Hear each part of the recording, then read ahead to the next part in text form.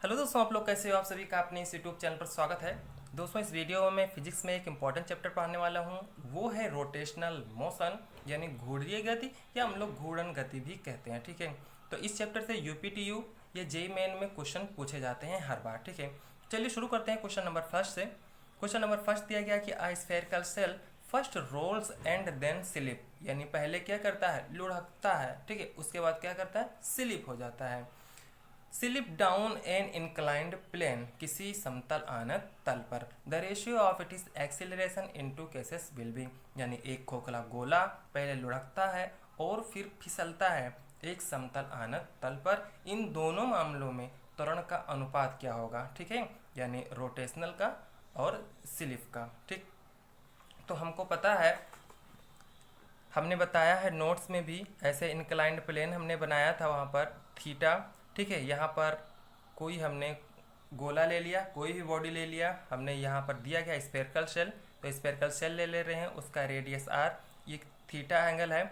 जब कोई बॉडी बिना फिसले यानी रोल करते हुए जा रही है, ठीक है, जैसे मान लीजिए पॉइंट ए है, ये पॉइंट बी है, जब कोई बॉडी रोल करती है, ठीक है, ऐसे रोल करेगी तो ये आगे की ओर, ऐसे साइकिल का जो चक्का होता है, हम लोग साइकिल चलाते हैं ना, तो रोल करते हुए जाती है रोड पर। ठीक है, तो बी पॉइंट ऊपर आ जाएगा तो ए पॉइंट नीचे, तो कभी फिर बी पॉइंट ऊपर तो ए पॉइंट नीचे, तो ए पॉइंट ऊपर, यानी रोल करता हो जाएगा।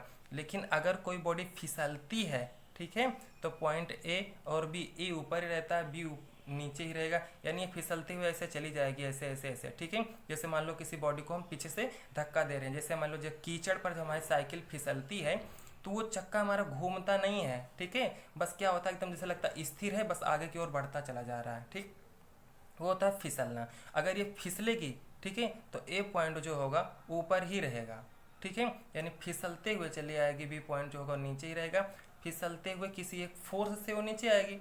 ठीक है, अब पहले हम लोग मानेंगे ये फिसल नहीं रही है। दोनों केसों में जब ये फिसलेगी नहीं, तब इसके लिए एक्सीलरेशन हमने वहाँ पर डिराइव करके बताया है, होता है M G sine theta upon M plus I upon R square, या ये है आई जो है, ये है जड़त्व आघूर्ण है, यानी मोमेंट ऑफ इनर्शिया। अगर मोमेंट ऑफ इनर्शिया ना दिया गया हो तब फार्मूला होता है M G sine theta upon M plus, formula same रहेगा, बस क्या हो जाएगा, के स्क्वायर अपान आर स्क्वायर। ये जब रेडियस ऑफ जायरेशन दिया होगा तब ये फार्मूला, बस आई के स्थान पर के स्क्वायर देंगे। रेडियस ऑफ जायरेशन घूर्णीय त्रिज्या होती है। ठीक है, घूर्णन त्रिज्या, तो कोई भी एक लगा लेंगे, कोई दिक्कत नहीं है। ये कब का है, जब ये रोटेशनल मतलब रोटेट कर रही है, ठीक है, यानी लुढ़क रही है, उसके लिए।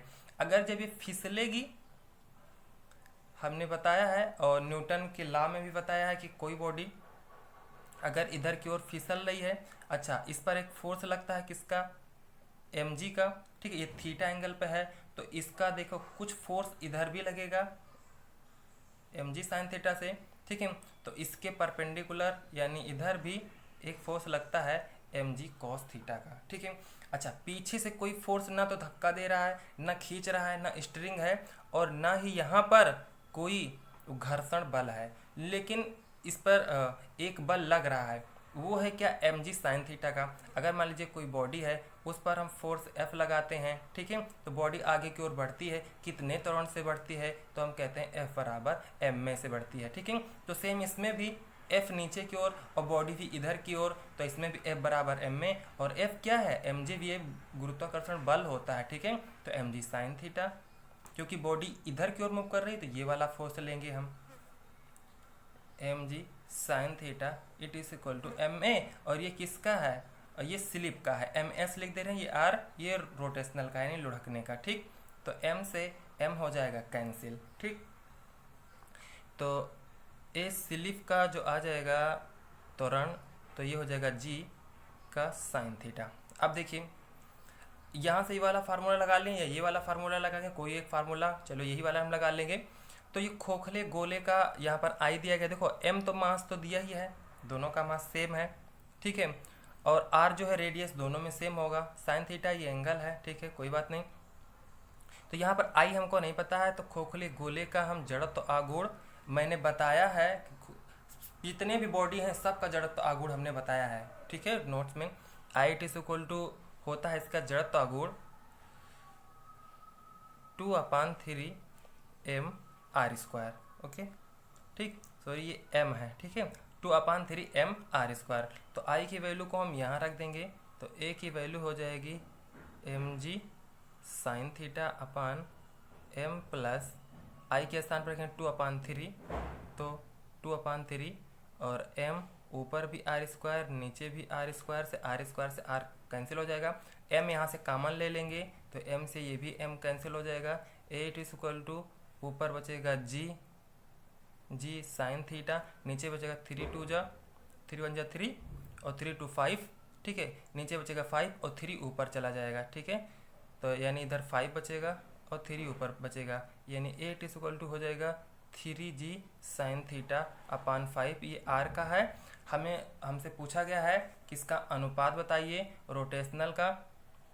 ये 3g sin थीटा अपान 5 ये है r का, और as यानी स्लिप का है g sin थीटा, यहाँ पर लिख दे रहे हैं g sin थीटा। अच्छा, g से g कैंसिल हो जाएगा, sin थीटा से sin थीटा कैंसिल हो जाएगा, ठीक है, ये हो जाएगा 3/5, ठीक है, 3/5। हमारा ऑप्शन ये वाला डी वाला राइट हो जाएगा, ठीक है, 3/5, ठीक है। आइए देखते हैं नोट्स में हमने बताया है, जो पूरा केस बताया है, ठीक है। देखिए नोट्स में हमने बताया है घूर्णन गतिज ऊर्जा, मान लीजिए ये है किसी आना तल पर बिना फिसले किसी पिंड की लुढ़कने की शर्त, ठीक है। इसने नोट्स लिया होगा, वो देख रहे होंगे, वो तो तुरंत लगा लिए होंगे इस क्वेश्चन से, ठीक है। जब बिना लुढ़कने आपने इसको डिराइव करके बताया है, ठीक है। ये है फोर्स पीछे की ओर लग रहा है, अगर इस पर कोई मतलब घर्षण बल है तो Fs होगा, ठीक है। यदि अनंत तल पर पिंड के लुढ़कने की शर्त है, यही शर्त है, लुढ़क रहा है तो Fs इतना होना चाहिए और त्वरण इसका इतना होना चाहिए। 8 = mg sin theta upon m plus i upon r², ये त्वरण होता है, ठीक है। और सेम वहीं पर बताया है कि अगर i ना दे के k दिया जाए तो i के स्थान पर रख देंगे mk², ठीक है, तो m से m हो जाता है कैंसिल, ठीक है। तो यहाँ पर g sin theta upon 1 plus k² अपान r², ठीक है। और वहाँ पर हमने m कैंसिल नहीं किया था, ठीक है। तो i के स्थान, चूँकि i बराबर mk² होता है, ठीक है, तो i के स्थान पर रख देंगे k² अपान r², तो m कामा ले लेंगे, ये m से m ऊपर नीचे कट जाएगा। यह बिना फिसले लुढ़कने वाले पिंड के द्रव्यमान केंद्र के रेखीय त्वरण का सूत्र है, ठीक है। यदि हमने कई केस बताया है, यदि लुढ़कने वाला पिंड ठोस सिलेंडर है, वहाँ पर खोखला गोला था, ठोस सिलेंडर होगा, तो उसके लिए त्वरण 8 = 2/3 g sin थीटा होगा, और उस पर पीछे की ओर जो घर्षण बल लगेगा वो Fs = इतना होगा। सिलेंडर को लुढ़कने के लिए न्यूनतम आवश्यक घर्षण बल है। पूछा जाता है कि कितना न्यूनतम आवश्यक घर्षण बल होगा जो इसे लुढ़कने के लिए आवश्यक होगा, ठीक है। तो ये सभी केस हमने बताया है। फिर उसके बाद ये भी बताया है, मतलब हर चीज़ बताया है।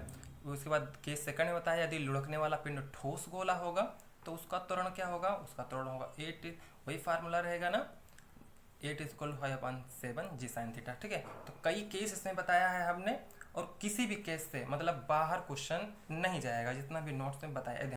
चलिए सेकंड क्वेश्चन पर चलते हैं। सेकंड क्वेश्चन दिया गया कि if the radius of a rotating disc is suddenly reduced to half it is initial value, ठीक है। कोई डिस्क है वो रोटेट कर रही है, ठीक है, घूर्णन कर रही है, और उसकी त्रिज्या अचानक से कम हो जा रही है। कितनी हो जा रही है, आधी हो जा रही है। मास रिमेनिंग कांस्टेंट, लेकिन मास पे कोई फर्क नहीं पड़ रहा है, वो कांस्टेंट ही है, ठीक है। Then it is new angular velocity will be, तब इसका नया कोणीय वेग क्या होगा, ठीक है। यदि एक घूर्णन डिस्क की त्रिज्या अचानक अपने प्रारंभिक मान से हाफ हो जाती है, यानी आधी हो जाती है, द्रव्यमान स्थिर रहते हुए, तो इसका नया कोणीय संवेग क्या होगा, ठीक है। कितना गुना हो जाएगा, 1/3, हाफ, 4 टाइम्स कि 2 टाइम्स, यानी 1/3 गुना हो जाएगा कि 1/2 गुना कि 4 गुना कि 2 गुना हो जाएगा, ठीक है। आइए चलते हैं। हमको पता है कि अगर मान लीजिए कोई भी डिस्क है जिसका रेडियस r होता है, अगर इस डिस्क की त्रिज्या कम हो जाती है, ठीक है, त्रिज्या कम हो जाएगी, ठीक है, तो भैया गोला छोटा हो जाएगा। मान लीजिए r से ये r/2 हो जाती है। अगर कोई भी डिस्क जिसकी त्रिज्या घटेगी या बढ़ेगी, कोणीय संवेग यानी एंगुलर मोमेंटम J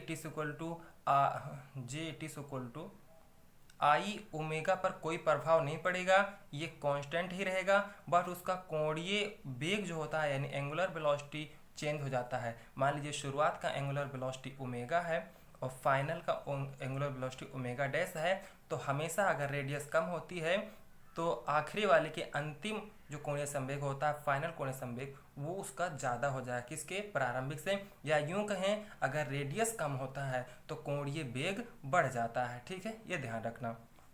तो हम इसको लिख सकते हैं क्योंकि ये कोणीय संवेग है यानी एंगुलर मोमेंटम है, और एंगुलर मोमेंटम कभी भी चेंज नहीं होता, इस पर कोई फर्क नहीं पड़ेगा। ठीक है, यानी ये कांस्टेंट रहेगा, यानी I omega it is equal to constant, या omega is inversely proportional 1/i के भी कह सकते हैं। या यूं कहें कि अगर i का मान यानी ये जड़त्व आघूर्ण है यानी मोमेंट ऑफ इनर्शिया है। ठीक है, अगर मोमेंट ऑफ इनर्शिया बढ़ेगा तो ओमेगा घटेगा, अगर मोमेंट ऑफ इनर्शिया घटेगा तो ओमेगा बढ़ेगा। आइए समझते हैं इसका मोमेंट ऑफ इनर्शिया क्या होगा। और डिस्क का moment of inertia half mr² होता है, तो इसका भी सेम होगा हाफ mr², लेकिन r अब r ना रह के r/2 हो गया, तो ये r²/4 हो जाएगा। ठीक है, यानी तो हम ये भी कह सकते हैं कोणीय संवेग कोई फर्क नहीं पड़ेगा, यानी कोणीय संवेग संरक्षण का हम लोग नियम लगाएंगे। ठीक है, कोणीय संवेग संरक्षण। ठीक है, कोणीय संवेग संरक्षण यानी लीनियर एंगुलर मोमेंटम कंजर्वेशन। ठीक है, ये होता है प्रारंभिक कोणीय एंगुलर मोमेंटम, और ये हो जाएगा अंतिम एंगुलर मोमेंटम। ठीक है, प्रारंभिक है ये आई की वैल्यू यहाँ पर रख देंगे प्रारंभ में, जब रेडियस r रहेगी तो इसका जड़त्व आघूर्ण moment of inertia half mr² होगा, और बाद का ये कोणीय संवेग बाद का है, जब त्रिज्या बढ़ जाएगी तो इसका जड़त्व आघूर्ण यानी मोमेंट ऑफ इनर्शिया ये हो जाएगा हाफ mr²/4, ये हो जाएगा ओमेगा डैश। ठीक है, आई ओमेगा क्या है, कोणीय संवेग है। ठीक है, यानी एंगुलर मोमेंटम है। ठीक, तो हाफ mr² से हाफ अच्छा यहाँ पर भी ओमेगा है। ठीक है, हाफ mr² कट जाएगा। ठीक है, ये इधर ओमेगा बचेगा, इधर 1/4 ओमेगा डैश बचेगा, तो ओमेगा डैश जो होगा ये अंतिम यानी फाइनल कोणीय वेग है। ठीक है, it is equal to 4 times omega के हो जाएगा। ठीक है, यानी इसे 4 ओमेगा लिख सकते हैं, कोई बात नहीं है। तो यानी जो कोणीय संवेग नया होगा वो पहले से प्रारंभ से इनिशियल का कितना टाइम्स हो जाएगा, तो 4 टाइम्स हो जाएगा, कोई बात नहीं। यहाँ पर कौन सा टाइम, ये वाला ऑप्शन हमारा सही हो जाएगा। ठीक है, ये ध्यान रख। अच्छा, ये भी समझ सकते हैं, जैसे यहाँ पर हम ये भी लगा सकते हैं, ये omega is inversely proportional 1/i। ठीक है, तो इसका मान सकते हैं ओमेगा 1, और इसको मान सकते हैं हम i1, तो सेकंड को हम लोग मान लेंगे ओमेगा 2। ठीक है, ये हो जाएगा i2। ठीक है, ओमेगा 1/ओमेगा 2 को लिख सकते हैं, ये ओमेगा 1 और ये ओमेगा 2, ये i2/i1। ठीक है, ये भी कर सकते हैं। तो ये प्रारंभिक है और ये अंतिम है। i की वैल्यू ये i2 मतलब बाद की है। ठीक है, यानी फाइनल की, अंतिम की, तो ये होता है हाफ mr/4, और ये है हाफ mr²। इससे ये कैंसिल। ठीक है, यहाँ पर 4 बचा है, ये हो जाएगा ओमेगा 1/ओमेगा 2 इसको 1/4, क्योंकि ये 1/4 है, 4 नीचे जाएगा, ये इधर मल्टीप्लाई हो जाएगा omega 2 it is equal to 4 times omega 1। यहाँ से भी वही है, वही चीज़ है। ठीक है, देखिए बात, क्योंकि ये है कि डेराइव करके इस तरह बनाया जाता है कि आपको तुरंत 1 सेकंड में आपको सोल्व कर लें। क्योंकि इतना क्यों करेंगे आप, इतना करेंगे यहाँ पर वैल्यू रख देंगे। ठीक है, फटाक से आंसर लेंगे हम। चलते हैं सेकंड क्वेश्चन पर। तो थर्ड क्वेश्चन है कि if the earth suddenly shrink. ठीक है, श्रिंक मतलब होता है सिकुड़ना। ठीक है, if the earth suddenly shrink such that radius, ठीक है, such that it is radius reduced to half its present value, then the period of the day is reduced by कितना घंटा कम हो जाएगा, 24 घंटा, 24 आवर या 12 आवर या 6 आवर या 8 आवर। ठीक है, यदि पृथ्वी ऐसी सिकुड़ जाए कि उसकी त्रिज्या प्रारंभिक त्रिज्या की आधी हो जाए तो दिन की अवधि कम हो जाएगी। कितना घंटा कम हो जाएगा, ठीक है, 18 घंटा, 6 घंटा, 12 घंटा या 24 आवर। ठीक है, तो हमको पता है श्रिंक के लिए फार्मूला हमेशा याद रखना। अर्थ के लिए जब अर्थ श्रिंक हो जाएगी, इसका टाइम पीरियड जो हो जाएगा टी डायरेक्टली प्रोपोर्शनल होता है आर स्क्वायर के। ठीक है, ये ध्यान रखना। अगर शुरुआत का मान लीजिए T1 था, तो अब इसकी रेडियस मान लीजिए R1 थी। अगर फाइनल का मान लीजिए इसका टाइम पीरियड T2 है, तो ये R2 का स्क्वायर हो जाएगा। ठीक है, और हमको पता है कि शुरुआत में क्या कह रहे हैं यहाँ पर, हाँ, ये जो अर्थ होता है 24 घंटे में अपना चक्कर पूरा लगा करता है ना, तो हम मानते हैं कि T1 इसका है 24 और T2 हमें नहीं पता है। ठीक है, एक चक्कर वो लगाती है, ठीक है, आर रेडियस में अपने पूरे 24 आवर में। ठीक है, अगर मान लीजिए उसका रेडियस कम हो जाएगा, तब बताइए कितना घंटा में पूरा चक्कर लगाएगी। ठीक है, तो हमें T2 नहीं पता है। ठीक है, लेकिन 24 हमको पता है कि पूरे दिन में 24 घंटा होते हैं, यानी 24 घंटे में पूरा चक्कर वो अपना लगाती है। ठीक है, और R1 की वैल्यू शुरुआत में R ही है। ठीक है, इसे इक्वल कर लेते हैं। ठीक, R ही है क्योंकि ये कांस्टेंट आ जाएगा, कांस्टेंट दोनों में कांस्टेंट कैंसिल हो जाता है। ठीक है, और T2 पे जब समय T2 हो जाएगा, इन्होंने कहा रेडियस जब हाफ हो जाएगी तब ऐसा होगा। ठीक है, और दोनों का स्क्वायर है, हम दोनों का स्क्वायर कर, क्योंकि इस पर भी स्क्वायर, इस पर भी स्क्वायर, हम होल स्क्वायर कर सकते हैं। ठीक है, 2 होगा जो ऊपर चला जाएगा, तो R से R ये कैंसिल हो जाएगा। ये 24 upon T2 it is equal to ये हो जाएगा 4, क्योंकि 2 R से R कैंसिल, और 2 जो होगा ये डिवाइड का डिवाइड है, ये ऊपर आ जाएगा, और 2 का स्क्वायर 4 हो जाएगा। ठीक है, अच्छा T2, अब T2 की वैल्यू निकाल लेंगे। T2 it is equal to हो जाएगा 24 अपान 4, 4 6 ठीक है, T2 कितना आ गया, 6 आ गया। अब हम 24 से 6 को माइनस कर लेंगे, कितना जाएगा, 18 आ जाएगा। ठीक है, 18 घंटा कम हो जाएगा। ठीक है, ये ध्यान रखना। कौन सा ऑप्शन सही हो जाएगा, हमारा डी वाला ऑप्शन जो होगा ये राइट हो जाएगा। ठीक, ये तो सिर्फ एक एग्जाम्पल समझ लीजिएगा।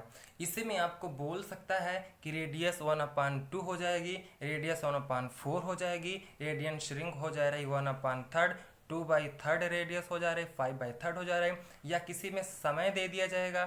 ठीक है, समय भी दे दिया जाएगा, तो बोला जाएगा कि रेडियस कितनी गुनी कम हुई थी जब समय 18 आवर, कुछ भी इसी में दे देगा। बस आपको क्या याद रखना, T directly proportional to R square. Second question है कि the moment of inertia of a solid cylinder, moment of inertia जड़ तो आघूर्ण, आप सॉलिड का, खोखला गोलन का, बेलन का, डिस्क का, इन सब का याद करके जाइएगा। ठीक है, फार्मूले पे ही होते हैं सभी क्वेश्चन, फार्मूले पे आएंगे। ठीक है, solid cylinder of a length L and diameter D about on axis passing through its center of gravity and perpendicular to its geometric axis will be। ठीक है, यहाँ पर मोमेंट ऑफ इनर्शिया बता रहा है कि ठीक है उसके एक्सिस के अबाउट, ठीक है, और perpendicular to it is geometric and centre of gravity, centre of gravity के अबाउट और perpendicular to it is geometric axis के अबाउट आपको फाइंड आउट करने के लिए बोल रहा। यानी लंबाई L तथा व्यास D की एक ठोस सिलेंडर की इसकी ज्यामितीय अक्ष तथा गुरुत्व केंद्र के लंबवत, ठीक है, जड़त्व आघूर्ण क्या होगा। ठीक है, आइए समझते हैं। मान लीजिए ये कोई सिलेंडर है,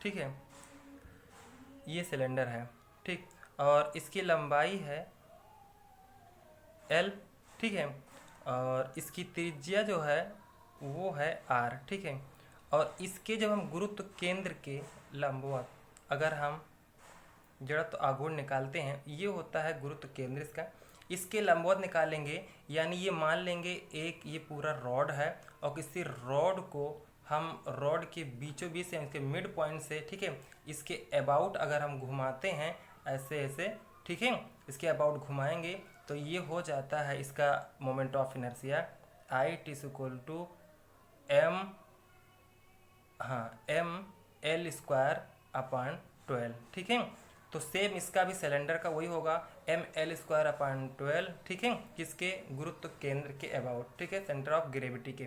ठीक है, और इसके ज्यामितीय अक्ष मतलब इसके अबाउट, मतलब यहाँ से इसके अबाउट हमें इस तरह घुमाना है। ठीक है, अच्छा, अगर इस सिलेंडर को हम चपका दें, एकदम पूरा चमका दें, तो ये बन जाएगा एक डिस्क, ठीक है। और डिस्क के डायमीटर के अबाउट यानी व्यास के परिता जब मोमेंट ऑफ इनर्शिया निकालते हैं तो ये हो जाता है 1/4 mr², ठीक है। ये डायमीटर के अबाउट है, लेकिन कहो गुरुत्व केंद्र यानी सेंटर ऑफ ग्रेविटी के ऊपर तो ये हो जाएगा I = ½ mr² होता है, ठीक है। अलग अलग तरीके से किसके अबाउट घुमाया जाएगा अलग होगा, ठीक है। ये सेंटर के अबाउट है, मतलब ये यहाँ से एक ऊपर की ओर कोई लाइन जाएगी, उसके अबाउट घुमाने पे ½ mr², लेकिन इसके डायमीटर व्यास के परिता इसको ऐसे ऐसे घुमाएंगे, ठीक है, तब इसका होगा 1/4 mr²। इसे हमने बताया, सब नोट्स में पूरा फार्मूला हमने सबका दे दिया है, ठीक है। ये हो जाएगा, ठीक है। देखिए ये लाइन इधर से जाएगा, इसका मतलब व्यास के परिता घुमाया जा रहा है, ठीक है। तो ये हो जाएगा ये वाला, और दोनों को हम ऐड कर लेंगे, ठीक है। जब दोनों को ऐड कर लेंगे ये हो जाएगा ml²/12 + mr²/4, ठीक है। और चूँकि d बराबर होता है 2 टाइम्स r के, ठीक है, तो r = d/2 हो जाएगा, r = d/2, ठीक है। r = d/2, जहाँ पर r है वहाँ पर d/2 रख देंगे, तो ये हो जाएगा ml²/12, और ये हो जाएगा r के स्थान पर d रख दें तो d², नीचे 2 का भी स्क्वायर और 2 × 4, यानी ये हो जाएगा ml²/12 + md²/16, ठीक है। क्योंकि r के स्थान पर d/2 रखेंगे, d² और इसका हो जाएगा 2 का 4 और 4 से 4 मल्टीप्लाई हो जाएगा, तो ml²/12 + md²/12 क्या कोई ऑप्शन में है? ml²/12 है, लेकिन m × d²/16 है नहीं। यहाँ पर देखिए m मल्टीप्लाई कर देंगे तो ml²/12 md²/16, यही वाला ऑप्शन हमारा राइट हो जाएगा, क्योंकि हम d/8 है। नॉन ऑफ दीज बोल रहे हैं, इसमें से कोई नहीं होगा, लेकिन इसमें से ये होगा, ठीक। तो ये रहा आज का इतना क्वेश्चन। और यदि आप लोग अभी भी, ठीक है, नोट्स नहीं लिए हैं तो प्लीज़ नोट्स ले लीजिए, क्योंकि वो आपकी ज़िंदगी का सवाल है। आपने 1500 रुपया खर्चा कर दिया होगा, ठीक है, फॉर्म भरने के लिए 1500 रुपये, और रोज़ हर महीने नेट के लिए कम से कम 500 रुपये आप लोग चार्ज देते होंगे नेट का, ठीक है, हर महीने। लेकिन आप 499 में अगर आप इसे लेके पढ़ लेंगे, ठीक है, आप नेट पे मत ही पढ़िए जितना से समय है, ठीक है, तो इससे आपका कल्याण हो सकता है, समझ लीजिए। 1500 रुपये का फॉर्म भर सकते हैं, 500 रुपये इधर जाके आप एग्ज़ाम दे के आएंगे, ठीक है, लेकिन आप ये पढ़ के जाएंगे तो आपका ये भी पैसा सफल हो जाएगा, और आगे कहीं पर भी आप एडमिशन लेंगे तो एक अच्छा कॉलेज मिलेगा, और अच्छा कॉलेज मिलेगा आपको अच्छी नौकरी मिलेगी, ठीक है, या गवर्नमेंट कॉलेज मिल जाएगा, तो आपको ये 499 कोई मायने नहीं रखता है, ठीक है। 4-5 लाख रुपया बचा देता है, आपका स्कॉलरशिप आ जाएगी, फीस कम हो जाएगा, हर चीज़ की फैसिलिटी हो जाएगी, ठीक है, अच्छे कंपनी में आपको जॉब मिल जाएगी, ठीक है। तो पता नहीं क्या क्या, लेकिन अगर आप, इसलिए मैं तो कह रहा हूँ, आप पढ़ोगे तब तो बहुत अच्छा है। आपके पास कोई अच्छा चीज़ है, नोट्स है, पढ़ाई कर रहे हो तो कोई बात नहीं, लेकिन नहीं है जिसके पास, वो लेके पढ़ लीजिए, क्योंकि समय भी कम है। और हम तो कहेंगे कि नहीं, आप ये अगर सोच के नहीं ले रहे हैं कि समय कम है तो कोई बात नहीं, आप, मैं तो कहूँगा ठीक है नेक्स्ट ईयर ले लेंगे, और इस नोट्स में हम और अच्छा बदलाव करके देंगे, कोई बात नहीं। लेकिन जो कुछ अगर इस बार आप चाहते हैं एडमिशन, 1 साल आप बर्बाद नहीं करना चाहते, ठीक है, तो 500 रुपये कुछ है नहीं, हम सोचते हैं उससे ज़्यादा तो हम मेहनत कर दिए हैं नोट्स बनाने में, ठीक है। ना तो हमको एग्ज़ाम देना है, ना तो कुछ करना है, सिर्फ आपके लिए कर रहे हैं कि आप कहीं तो कहीं आपका हो जाए, ठीक है, क्योंकि हमें तो मिल गया, कोई बात नहीं, ठीक है, हमें गवर्नमेंट में मिला, प्राइवेट में मिला, जहाँ मर्जी तहाँ हमने एडमिशन चाह ले लिया, हमें कोई दिक्कत नहीं। बस ऐसे सोचते हैं, आप लोग भी ऐसे पढ़िए तो आप लोगों का भी कल्याण हो जाए, कोई बात नहीं। कोई गरीब होगा, कोई अमीर होगा, कोई पैसा दे सकता है, कोई नहीं दे सकता, ठीक है। तो किसी कॉलेज में है 1 लाख, किसी कॉलेज में 2 लाख, किसी कॉलेज में 50,000, तो कोई फीस डिपेंड करता है। तो अच्छा कॉलेज मिलेगा तो फीस कम लगेगा, ठीक है। Okay, thank you.